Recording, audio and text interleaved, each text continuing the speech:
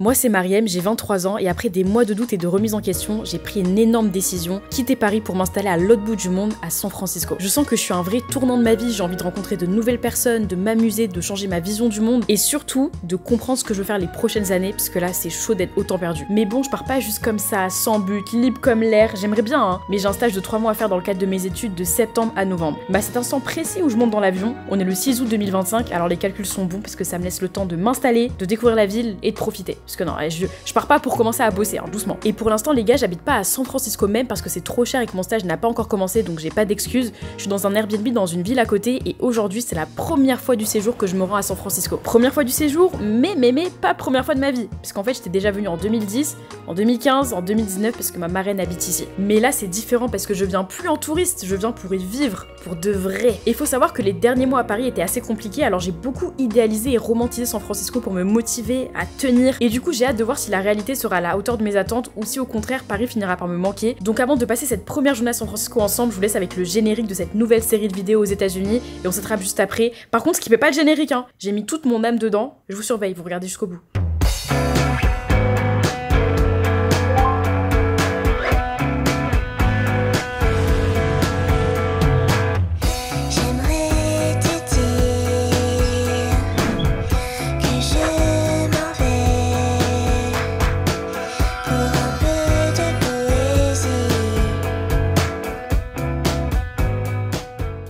Donc là on doit prendre le bus pour ensuite aller jusqu'au métro et ensuite arriver dans le centre de San Francisco. Mais le truc c'est que je sais pas si je suis au bon arrêt, vous voyez.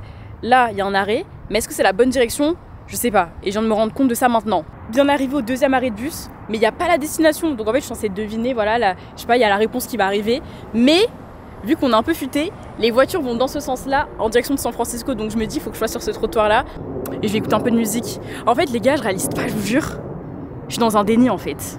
Un gros déni. Je sais pas si vous vous rendez compte, mais tous les jours de l'année, depuis janvier, je pensais à San Francisco. Chaque fois que je sortais, j'écoutais de la musique, je me disais j'écouterais ça à San Francisco. J'allais en cours, j'étais en partiel, je me disais pense à San Francisco. Et là, nous y est. Non, c'est trop bien.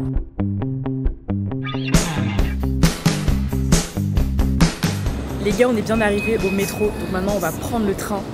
En fait, je me rappelle si c'est un métro, non, je crois que c'est juste un train, mais bref, un train souterrain. Bah du coup, c'est un métro, non, je sais pas. Est-ce que vous m'entendez encore avec le vent ou pas?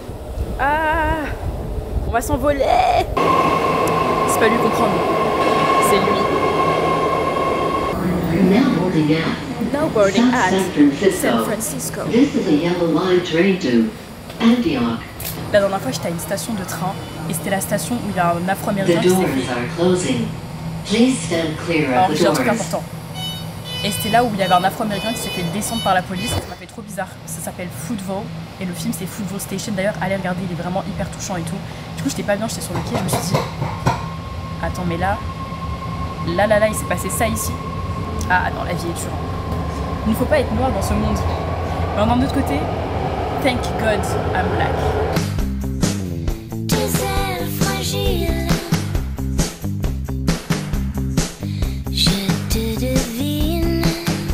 Là, je viens d'arriver à la station du centre de San Francisco, mais c'est trop bizarre, c'est tout vide, regardez. Même à Paris, il n'y a jamais ça. Et je vous avoue, ça me fait un peu peur parce que il y a plein de gens qui disent que depuis le Covid, San Francisco, c'est devenu nul et que la plupart des gens, ils travaillent à distance, en télétravail et que maintenant, la ville, elle est fantôme. Et qu'il y a plein de drogués juste partout. Donc j'espère que c'est faux. Mais de toute façon, vous allez découvrir ça avec moi. Et je sais pas pourquoi je suis essoufflée. C'est l'émotion, on va dire que c'est l'émotion, t'inquiète, c'est pas parce que j'ai pas de cardio. Mais regardez, en plus, il y a de la lumière, on dirait pas je vais au paradis. En mode là, c'est le... Ça m'appelle. Waouh, c'est trop bizarre. À ce moment-là, je commence à réaliser que j'arrive vraiment dans la ville et c'est un mélange d'excitation, de nostalgie et un peu d'irréel. J'y suis quoi. Let's go. Il y a des palmiers. J'ai l'impression de découvrir la vie. C'est incroyable.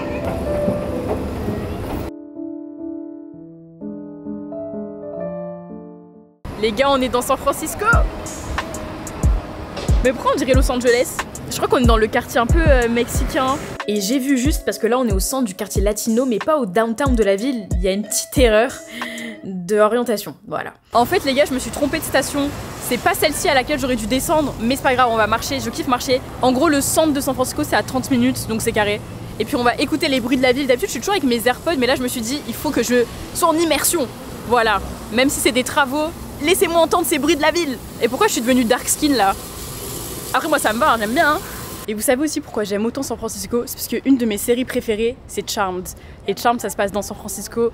Et en gros, c'est 3 sorcières, c'est 3 sœurs. Elles chassent les démons partout dans la ville. Et puis on voit les décors. Même si je crois que ça a été filmé à Los Angeles. Ce jour-là où j'ai appris, je me suis sentie scam un peu. Je me suis dit, hey, toutes ces années, vous m'avez menti.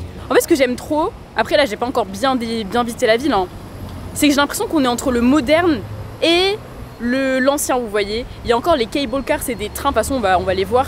Ça roule sur dans... J'arrive même plus à parler français. Peut-être que... Hi. Ok, pourquoi pas. Enfin bref, on y va. En fait, ce que j'ai essayé de dire, c'est que je trouve la ville hyper charmante, même s'il y a tous les signes de la modernité, avec les gratte-ciel, les entreprises de tech, etc. La ville a quand même conservé son âme. Déjà, partout, t'as ces maisons victoriennes colorées qui donnent un charme de fou, et t'as aussi les anciens tramways du 19e siècle qui traversent encore la ville comme si le temps était un peu arrêté, figé. Moi, j'aime bien, hein, franchement. Et il y a aussi énormément d'espaces verts, de parcs qui sont énormes, et aussi t'as beaucoup de montées et de descentes dans la ville, et du coup à chaque coin de rue t'as une vue incroyable sur toute la baie, sur l'océan, sur les rues, bref, j'aime beaucoup. Les gars, j'ai marché, je suis arrivée dans la rue, enfin à côté de la rue où je suis censée habiter parce que je vous ai même pas dit, mais j'ai trouvé un Airbnb. Vous voulez pas savoir le prix, moi non plus je voulais pas savoir le prix. Est-ce que je vous dis ou pas? Peut-être une prochaine fois. Mais là en fait il va falloir que je trouve des tales, mais vraiment beaucoup d'argent. Du coup je pense continuer à donner des cours, donner des cours de français, donner des cours de géopo. Il va falloir financer tout ça hein. Je vous jure, depuis que je suis aux États-Unis, j'ai jamais été autant stressée par l'argent. Déjà tout coûte 2 à 3 fois plus cher qu'à Paris, alors quand t'as pas le pouvoir d'achat américain, tu souffres. Déjà les Américains ils souffrent, alors imaginez nous avec nos petits salaires de la France là. Et aussi un détail que j'ai oublié de vous préciser, et vous allez certainement attraper ma veste et dire que c'est ma faute. En fait mon stage de 3 mois n'est pas rémunéré. Donc littéralement mon séjour n'est pas rentable, je perds de l'argent chaque jour que Dieu fait, et c'est pour ça que ça me stresse aussi. Mais moi je suis un peu délusionnole, t'as vu? Donc j'essaie de voir ça comme un challenge. Non en vrai ça m'oblige à penser à des façons de gagner de l'argent, à trouver des idées de business, à élargir mon réseau. Et là je parle vraiment comme une meuf d'école de commerce, ce que je suis en soi, hein. Je suis en école de commerce, j'aime juste trop cracher dans la soupe. Mais tout ça pour dire qu'on va devoir trouver de l'argent et je vous partagerai tout ça. Ok, donc j'ai vu la maison dans laquelle je suis censée être, franchement c'est trop cool. C'est les maisons vraiment typiques et tout. C'était gênant ou pas? Je sais pas, en fait là ça me tente, j'aime trop faire des vidéos cinématiques où il y a des beaux plans. Et là je me retrouve à faire un vlog comme ça là, bientôt à 2 doigts de prendre mon téléphone. En soi j'aime bien, c'est le côté spontané, mais aussi j'aime bien les belles choses, les belles vidéos, et j'espère que vous aimez quand même.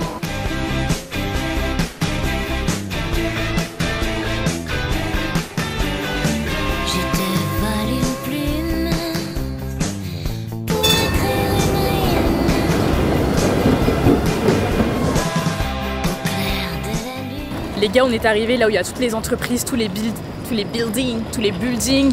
Et en face, je crois qu'il y a la tour de Salesforce. En fait, ça me fait trop rire d'être là alors que je suis anti-corporate. Enfin, c'est très bien, hein, mais moi, je me vois pas faire ça. Moi, je trouve ça triste un peu d'être dans un bureau du matin au soir. Après, des fois, il n'y a pas le choix. Hein. Malheureusement, dans cette réalité, dans la France de Macron, dans les États-Unis, dans ce monde capitaliste, finalement, il faut survivre. Je trouve ça juste un peu triste parfois de s'oublier pour son travail et t'oublies quitter en fait le travail. Je trouve qu'il enlève ta part d'individualité, tu deviens un employé. Tu es un chiffre, tu es... Enfin, vous voyez, et ça te prend tellement de temps que parfois tu oublies ce que tu aimes vraiment faire en dehors de ton travail et tu te résumes à ton taf. Enfin, la preuve, les gens, la première question qu'ils posent, c'est « Tu fais quoi dans la vie ?» San Francisco, c'est un peu le centre de la Silicon Valley et depuis une vingtaine d'années, la tech a pris une place énorme et avec l'arrivée de l'IA, c'est encore plus flagrant. Dites-vous, chaque panneau publicitaire, ça parle d'intelligence artificielle. Mais à la base, la Bay Area, donc San Francisco, Oakland, etc., c'était surtout un coin hyper artistique. Elle a vu naître énormément d'artistes, de mouvements créatifs, mais malheureusement, beaucoup sont partis notamment à cause du coût de la vie et du manque d'opportunités dans l'art comparé à d'autres villes comme Los Angeles ou encore New York. Mais ne paniquons pas, il reste quand même de nombreux artistes, sinon je serais pas ici. Et d'ailleurs, je fais mon stage dans une galerie d'art, je crois que j'ai oublié de vous préciser. Alors on va essayer de se connecter à un maximum de gens passionnés et d'avoir des conversations et des projets intéressants. En fait, si on m'avait dit ouais, tu vas revenir dans 6 ans, tu seras pile à ce moment-là, tu auras plus de cheveux, tu seras étudiante, mais tu seras un peu perdue dans ta vie, et puis ce que tu penses vouloir faire maintenant, bah finalement c'est pas du tout ce que tu veux faire plus tard. Enfin bref, je me rends compte que la vie elle avance, hein. Peut-être sur le moment, tu te rends pas compte qu'il y a ça, mais quand tu fais le bilan, tu te dis putain, les 2 dernières années c'était intense. Et j'espère que ces 4 mois ils seront intenses, mais dans le positif, hein. Update les gars, on est bien au port de San Francisco et là-bas, t'as le Bay Bridge, ce pont, qui relie justement Oakland et San Francisco. Et puis de l'autre côté on a le Golden Gate, donc c'est là où on ira tout à l'heure. Aussi juste à côté il y a une librairie, donc moi je vous propose qu'on aille voir. Je dirais que ça fait 3 ans que je prends plaisir à me cultiver de mon côté, puisque quand j'étais au lycée ou en prépa, j'étais plutôt sous contrainte. Je m'obligeais à lire parce que j'avais un contrôle et encore la plupart du temps je lisais juste des résumés. Mais j'ai vraiment compris que se construire un avis critique c'est super important, surtout dans le contexte géopolitique actuel, et ça passe par la lecture. Et puis même je trouve ça trop sexy d'être cultivé en fait, ça permet d'avoir une meilleure lecture du monde, de soi-même, des autres. Alors ne vous limitez pas seulement à une seule thématique, faites des ponts entre les différentes disciplines, que ce soit l'art, la philo, la culture, la sociologie, les sciences. De toute façon, tout est interconnecté. Et vous voyez, depuis je vous parle de quête identitaire, trouver qui je suis, blablabla, bah je suis sûre que ça passe par la quête culturelle et intellectuelle. Et voilà, je vais être confrontée à de nouvelles idées, des nouvelles façons de penser. Et puis les livres sont là quoi, lisons seulement. Je viens de trouver ce livre de Bell Hooks. J'ai déjà lu plusieurs de ses ouvrages sur le féminisme, les femmes noires, etc. Et justement, je crois que ce livre, il fait le pont entre l'art et les combats contre le racisme, le sexisme, etc. etc. Du coup, maybe je vais le prendre. Et voilà. Là, je viens de marcher 10 minutes et on est presque arrivé au Pier 39. En gros, c'est le ponton connu là de San Francisco où il y a, je crois, peut-être des attractions, il y a de la nourriture. En fait, je me rappelle plus, mais vous savez quoi? Venez, on va voir ensemble en fait. C'est le but de cette vidéo. Par contre, j'ai tellement faim, les gars, il est 14 h, j'ai toujours rien mangé. Après, pour le petit-déj, j'ai pris un sandwich. Mais là, j'ai faim. On est enfin arrivé au Pier 39. C'est trop dur de dire les chiffres en anglais, bref. C'est un des endroits les plus connus de San Francisco et c'est dur à décrire, mais en gros c'est un énorme ponton avec plein de restos, de petites boutiques et une ambiance très vivante et très touristique. Honnêtement, je pense pas qu'il y ait un seul habitant de San Francisco qui va là-bas juste pour le kiff sans raison. Alors j'ai essayé de faire le tour de toutes les petites boutiques, mais je vous avoue, je pensais qu'à une seule chose, hein, c'était manger. Les gars, je me suis posée dans un restaurant et je suis prête à me faire exploser le ventre. Sinon, le spot là où on est vraiment trop mimi, il y a plein de petites boutiques avec des souvenirs, il y a plein d'endroits pour manger, des glaces. Faut trop que je prenne une glace après si j'ai encore faim. En vrai, les glaces ça passe faim ou pas faim. Glace à italienne, vanille fraise, all the way. Ah, thank you. Franchement, ça m'a l'air bien bon. On a du saumon grillé et là, on a des frites. Voilà, bon appétit à moi. Voilà, comme vous voyez, je consomme, hein. Je mange bien, j'aime bien. Puis le moment tant attendu est arrivé. Je monte dans le bus en direction du Golden Gate. Quand on pense à San Francisco, on pense forcément à cet énorme pont rouge. D'ailleurs, je comprends pas pourquoi ils l'ont appelé le Golden Gate et pas le Red Gate, mais bon, c'est plus sexy Golden Gate en vrai. Et il est tellement iconique que rappelez-vous, on l'a même vu quand j'étais dans l'avion. Et aller le voir en vrai de près, marcher dessus, c'est un peu comme la confirmation de « Ok, je suis vraiment à San Francisco ». Je marche et là, je le vois. On dirait que je parle d'un crush, je le regarde longtemps et j'écoute Blessed de Daniel Caesar en boucle et je vous jure que je maxe même pas, je suis restée comme ça pendant au moins 10 minutes, je fixais et c'est la fois du séjour où j'étais le plus émue d'être là, j'avais presque envie de pleurer mais j'ai pas pleuré, mais je vous jure que si je m'étais concentrée, je suis sûre que j'aurais pu pleurer. Everywhere that I go, everywhere that I be, if you were not surrounding me with your energy, I don't wanna be there. La dernière fois que j'étais précisément à cet endroit-là, c'était en 2019 et j'ai tellement changé depuis que revoir le pont, c'est un peu comme faire un saut dans le temps et revoir la moi de 16 ans, mais avec de la nostalgie et aussi beaucoup de fierté par rapport à tout ce que j'ai accompli. Voilà, faut dire les termes, j'ai parcouru un petit bout de chemin, hein. Mais j'ai aussi un peu de peine parce qu'il y a eu des épreuves vraiment difficiles que la moi de 16 ans n'aurait jamais pu imaginer, mais je me suis battue pour moi-même et ce voyage en est une preuve. Et puis je continuerai à me battre pour moi-même en fait parce que je mérite le meilleur, je mérite d'être épanouie, heureuse, etc. Et vous aussi. Alors lâchez rien et continuez à vous accrocher à vos rêves. C'est un peu corny comme les Américains ils disent, mais c'est vrai. Les gars, j'ai l'impression que vous datez, ça fait longtemps qu'on s'est pas parlé, enfin que je vous ai pas parlé face to face. Mais là du coup je viens de descendre du bus, je suis de retour dans le centre de San Francisco. Je vais prendre les transports et rentrer. Je sais pas, mais je pense que la moi du futur parlera en voix off pour faire une belle fin de vidéo parce que là c'est trop ghetto. Ok, là c'est la Mariam du 20 octobre qui vous parle maintenant. Je sais, c'est pas très pro de ma part de poster la vidéo 2 mois après, mais j'ai tellement profité les gars, j'ai même pas vu le temps passer. Et en vrai, je suis quand même loin d'avoir découvert tous les coins de la ville, il nous reste beaucoup à voir tant dans le positif que dans le négatif pour savoir si je me verrai habiter ici ou bien rentrer définitivement à Paris. Toutefois, je fais un peu les choses à l'envers, parce qu'avant d'explorer véritablement la ville, j'ai décidé de repartir, mais pas trop loin et pas trop longtemps. Comme vous le savez, San Francisco c'est en Californie, aka le meilleur état du pays, alors on se doit de partir à l'aventure et de découvrir toute la région avant le début de mon stage. Alors voilà, je vous explique c'est quoi le plan. J'ai proposé à quelqu'un de me rejoindre faire un road trip. Ouais, un vrai road trip comme dans les vidéos YouTube de 2016 sur lesquelles on bandait tous. Bah j'ai envie que ce soit à mon tour. Je suis très influençable en fait. En tout cas, ça promet d'être plein de rebondissements et plein de fou rire parce que la personne en question, c'est mon meilleur ami Mika. Et d'ailleurs, il vient tout juste d'arriver.